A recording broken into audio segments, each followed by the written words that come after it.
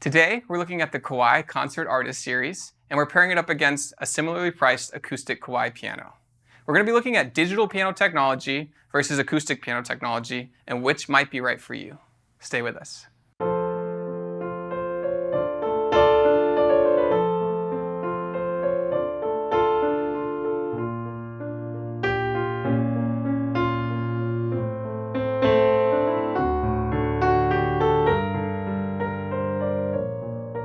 Hi, it's Patrick Marr with Alamo Music Center in San Antonio, Texas. You can find us online at alamomusic.com. If you haven't already, please subscribe to our YouTube channels, sign up for notifications, like our videos, and leave us comments. We love to hear from you guys on future content and ideas that you guys have. Today, we're doing actually a two-part series. This is the first of two, and we're looking at Kawai digital concert artist pianos. So this here on my left, this is a CA-99 from Kawai. We've done a whole product review of this in a couple other videos. We've compared it with other concert artist pianos, and you can kind of see which one might be right for you. We chose top of the line CA-99 today, and here on my right I have a Kawai K-200. So these are similarly priced. You can find pricing online, but they're kind of in that same price category, and that's why we thought this would be a great video to show you what this amount of money can get you in both digital and an acoustic. Kawai is a great piano manufacturer who spends a lot of time in developing technology for their pianos. So I'm going to start with the digital pianos and the acoustic pianos as a whole. What are the differences? What are those main differences? When people come to us, they ask us, should I be looking for a digital piano for my kid or for myself, or should I be looking for an acoustic piano? There's some major differences right off the bat. Weight. So if you need to be moving this around, if you move a lot, a digital piano might be a better option for you. It's more than half the weight of an acoustic piano, where you're looking at close to 400 or 500 pounds when you move into acoustic pianos. Digital pianos can be anywhere from like 130 pounds up to 200 pounds for the heavier ones. This one is a little bit heavier. It has a soundboard on the back, which is cool. So like an acoustic piano, it takes elements of that and makes it more of a hybrid digital. But not only that, this one has some really interesting features, the digital piano. So you're able on a digital piano to record, you're able to use different voicings, you're able to, you're not able to tune it, which is nice. So you're able to keep it in tune all the time because it's digital technology. You're playing that sample of a piano, whereas an acoustic piano needs a little bit more maintenance than that. From a sound standpoint, we're going to do a demo of what they sound like so that you guys can decide, do I want an acoustic sounding piano or do I want a digital piano that mimics that acoustic sound? Like many things in today's world, technology has done wonders in the last 20 years. So if you even did a digital piano from 20 years ago versus something like the CA-99 today, you'd see an amazing difference in the sound and what it feels like. Compared to like that previous model 20 years ago, something that's going to have a lower sample rate, not as many nuances when it comes to hearing the soundboard and hearing the modulation of the sounds.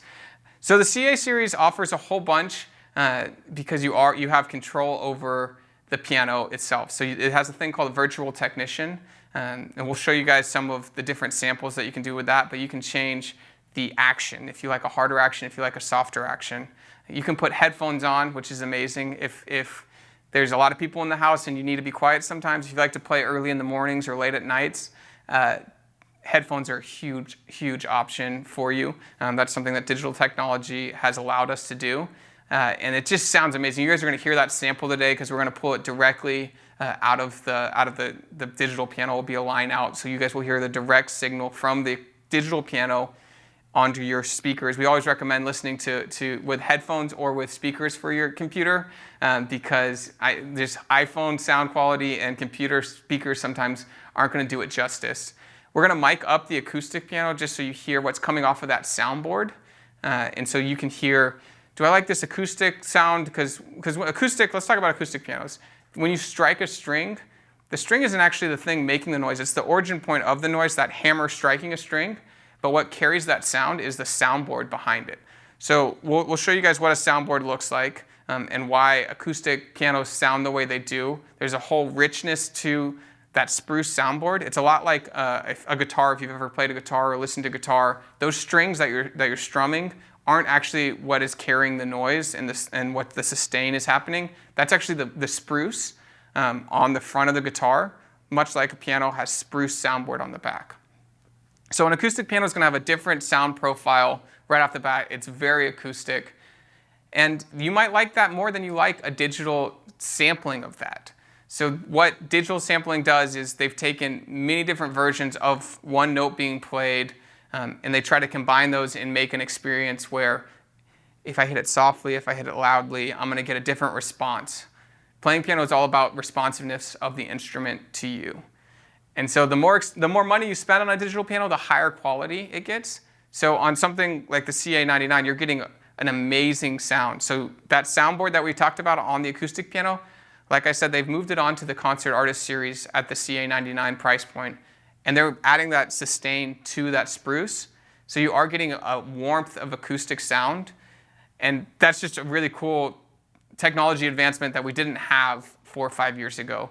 And so these are the things that are added on to digital technology as we move forward.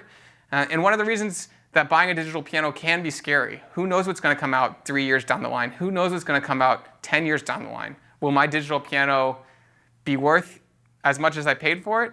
Maybe not. Is your computer worth as much as what you paid for it 5 years ago, 10 years ago? Digital technology seems to be moving so rapidly. Has digital pianos, have they plateaued?